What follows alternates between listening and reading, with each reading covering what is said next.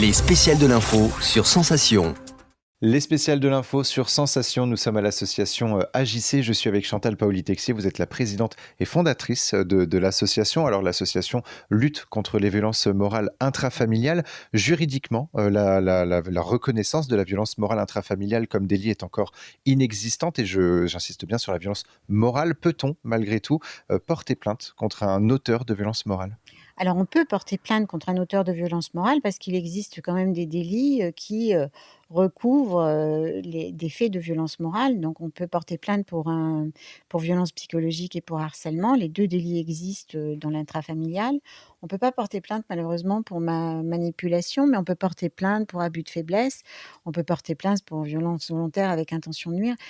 L'arsenal juridique est assez important pour permettre aux victimes de pouvoir essayer de faire valoir la violence qu'elles subissent. Après, le problème de la violence morale, c'est justement le fait que la charge de la preuve est très, très compliquée et que pour le coup, même beaucoup de victimes, elles hésitent à passer le cap et à franchir déjà les portes d'un commissariat et à porter plainte. Donc en fait, la violence morale, elle se traite majoritairement quand même beaucoup plus au civil.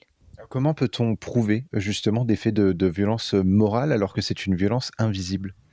Alors, les écrits sont très importants. Il faut collecter les échanges mails, surtout les mails où il y a beaucoup d'agressions, beaucoup d'insultes, de mépris.